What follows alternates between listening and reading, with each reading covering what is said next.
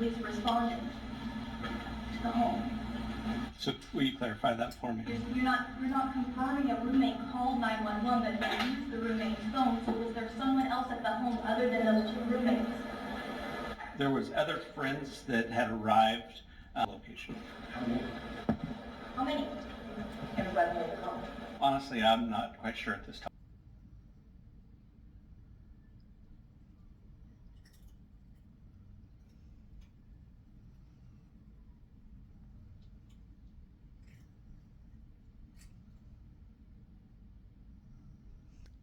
This is the Banfield alcohol offense video. The minors at 3:01 in the morning, Saturday leading to Sunday morning, the 13th of November. I've showed you before, pay attention to Saeed's hands. They're really badly damaged.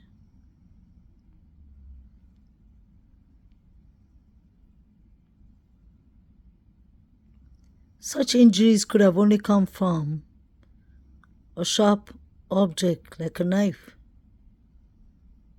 Apologize, trigger warning. Should have said that in the beginning.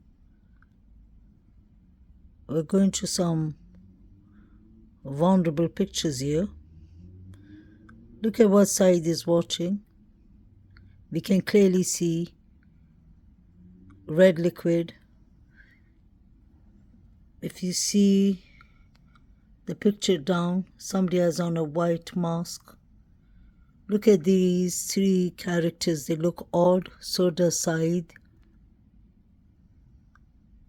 They refused to stop for the police, ran into the field. The reason I keep on repeating these things is because these are really important evidence that other people were involved. Or maybe that other people did it and BK had nothing to do with it at that time or at all. BK is car pinged after 4 a.m. The crimes clearly happened between 3 a.m. to 4 a.m. We saw the figures running. We saw the Banfield stop. We saw the car in front of the girl's house. We saw the headlights. All this came on the news. This was in the beginning. Just because things are debunked, I'm not going to consider them as debunked because the timeline does not match with the Hyundai Elantra at all. And I see all these red flags that cannot be ignored. Every rock has to be unturned. Nothing should be left. Look at the tall guy on the right with his hands folded. The shirt looks much smaller than him. Doesn't make sense. Look at Saeed's hands. Look at the one in the middle with the one glove. Where's his other glove? Is it the one Chris McDonough found outside the house, allegedly? The guy with the hoodie is the one we saw in the surveillance in, what was that road? Wellenter Drive. He's near the garbage bin, putting his hand in, getting out something or putting in something.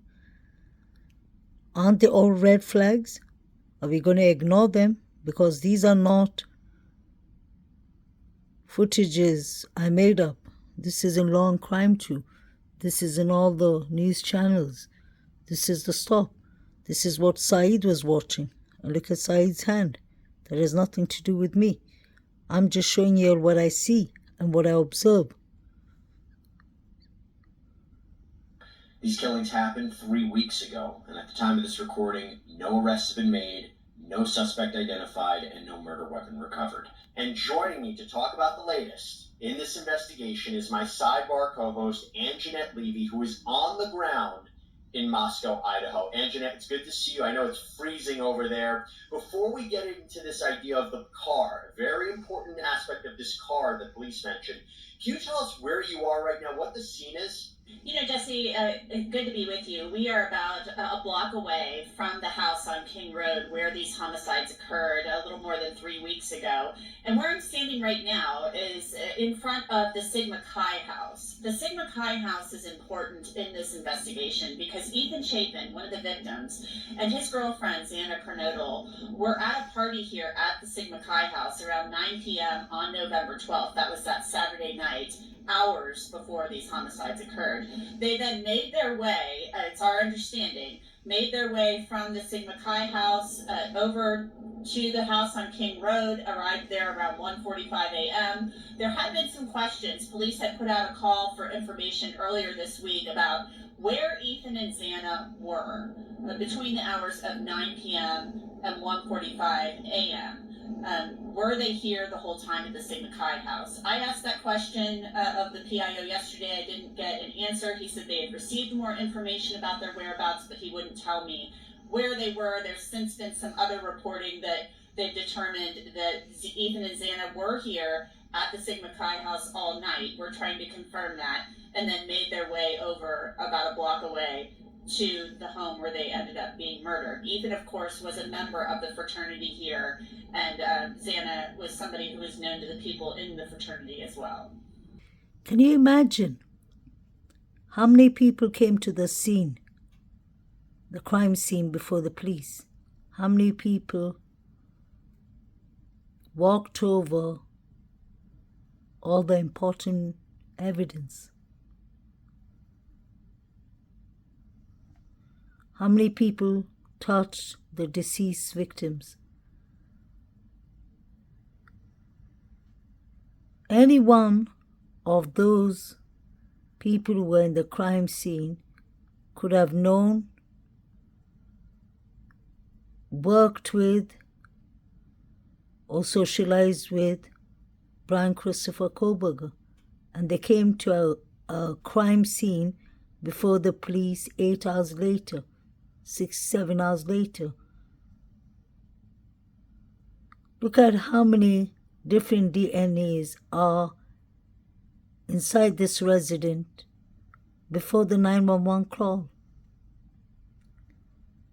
Take note of that.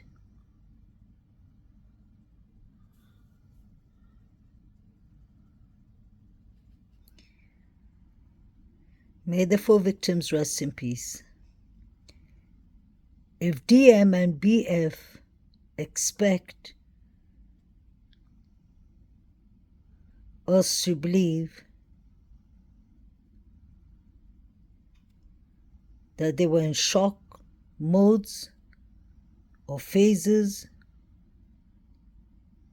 that they were too scared, it's going to be difficult, because allegedly they were texting each other, or they were texting each other. They couldn't have been talking about boyfriends or friends or what they were going to do next day or what they were going to do the next week, because active quadruple murders was going on. You can imagine how loud that would have been. And I really don't believe that somebody came and silently unlived the 4 victims in their sleep.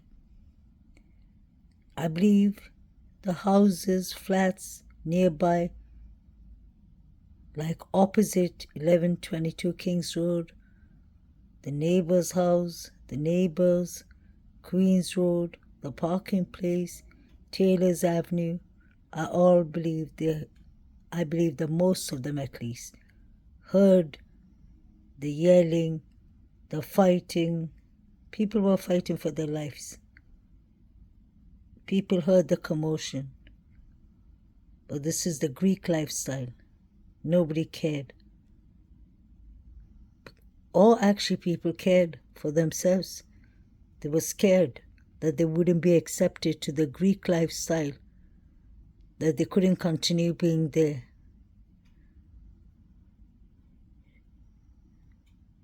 We have the chief who clearly told Fox News in the press conference when the reporter from Fox News asked the chief, she asked Chief Fry, the surviving witness. The chief said, I did not say they were witness. I said they were just there. Explain that. What does BF have? What exculpatory evidence does she have? What has she seen? Who has she seen? What did she see in the party? Did she witness the fight between the Davids and Eaton? Eaton, I guess.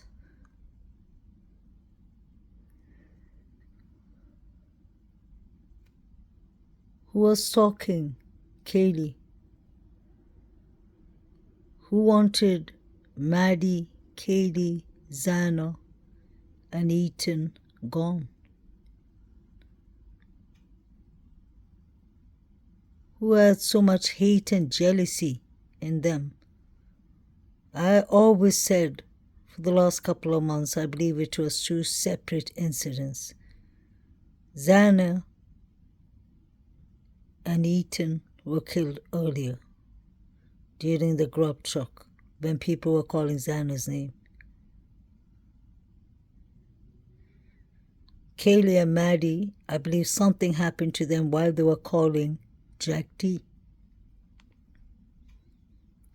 Jack D knows something, even if he did not do something. Just like I believe Maddie's boyfriend knew what the Sigma Chi or Chi boys, some of them had in mind.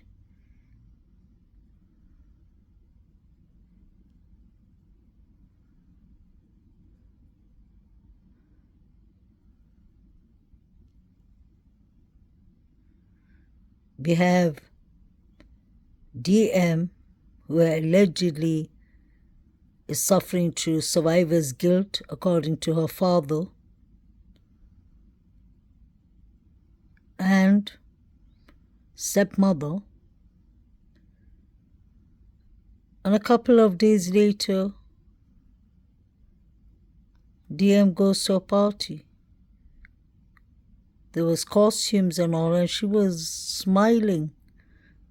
I'm not saying her life should stop because of what happened, but she could be a bit mindful that the 4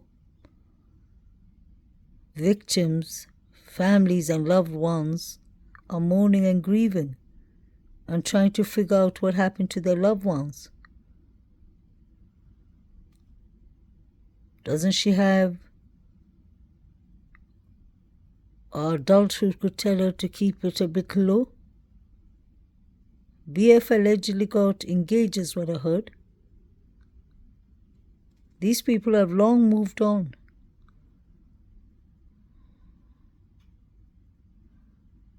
I wonder which of the surviving roommates knew Brian Christopher Kohlberger.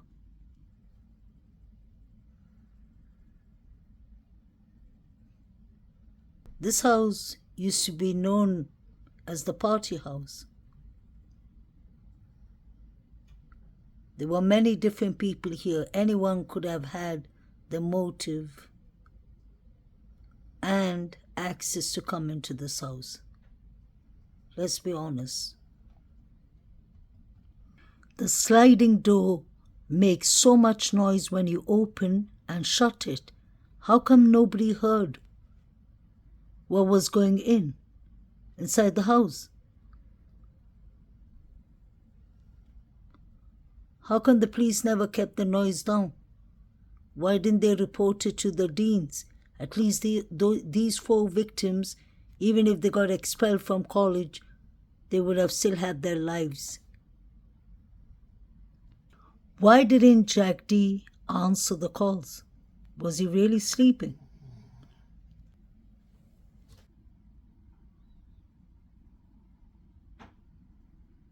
Go away. It's a very different. 2 a.m. is a dark hour, I can tell you that.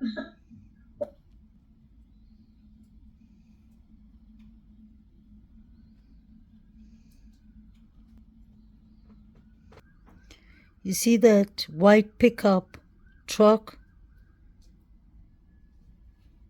That belongs to Jack D, I believe, because it's parked in front of his house. I heard he sold the pickup truck 10 days after the murders, allegedly. I'm not sure about that. That's a speculation. And you see a Hyundai Elantra downstairs. What was Jack D's alibi? I'm being honest, I don't trust him. So if Brian Koberger is person A and he touches this knife sheath and then somehow this knife sheath is picked up by somebody else, I mean, he could touch it, he could handle it, it could be anything. And then that person that somehow is in this Kings Road home, that is a perfect explanation of how Koberger's DNA was on that knife sheath. Is it sufficient to place him in that home, let alone to place the murder weapon in his hands? That's why I'm not at all worried about the DNA. DNA expert. I work privately in the area of forensic DNA and forensic biology. I've been doing this work for 17 years. DNA can be transferred onto items that people have never contacted and never touched. They can be found in rooms where people have never set foot. He may never have touched that sheath, and his DNA could have been transferred there by some contact with another item or another person. We can't tell how it got there. We can't tell when it got there. Or it could be there because the DNA that was found was a touch DNA on the button on the knife sheet. His DNA could have got there by any means, by different means. Brian could have shook hands with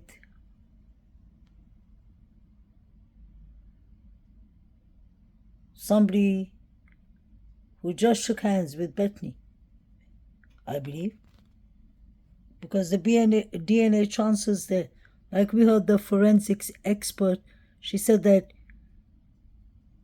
you may have never been in the place and your DNA can be found there. So this is touch DNA. Koberger's Hyundai Elantra pinned around 4 a.m. when they finally made a stop, according to the prosecution. But we see another car, its headlights flashing in front of the girl's house in Kings Road, 1122 Kings Road, around 3 a.m. Wasn't the original timeline in the beginning 3 a.m. to 4 a.m.? Everyone can go back and check that. These are the facts. So all of a sudden, after 49 days, we're supposed to take a new timeline. No wonder things are not making sense. If the timeline doesn't make sense, nothing makes sense. Nothing can make sense. So don't blame us, people that are asking questions to find out what's missing in the puzzle, because this doesn't make sense. We're not kids. We're not children. We can see something is clearly wrong here and it needs to be corrected. Just imagine. This is something I hardly talk about. My question is, imagine, just imagine, if Brian Christopher Koberger is not guilty and is given the capital punishment.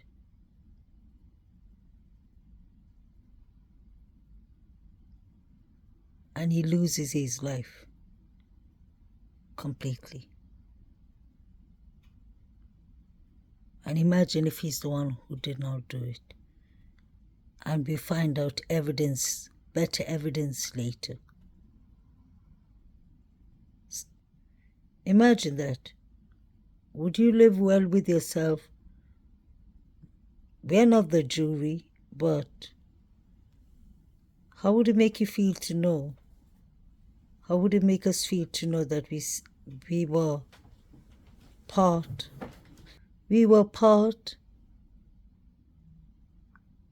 of the public that judge an innocent man? Just imagine that.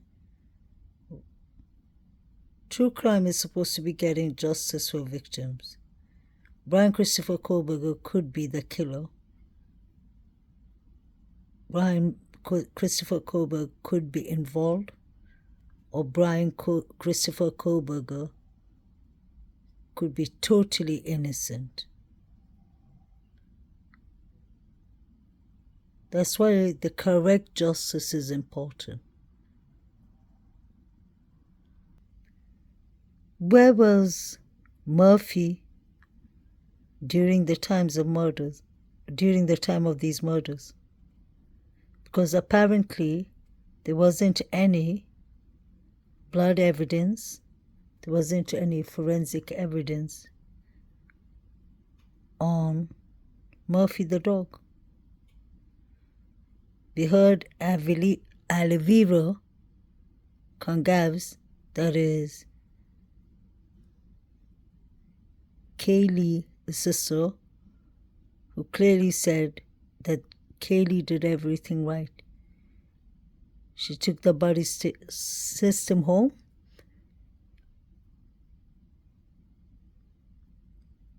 and that she and Maddie stayed very close. She said they came home, she let Murphy out. That's important. So if Murphy went out for his dog business, could somebody have hidden Murphy so that the girls would come out to check where Murphy is? It was kind of like the Linda Lane footage. We could hear a male, I don't know if it was Eaton, somebody was calling out for Murphy. Did something happen then?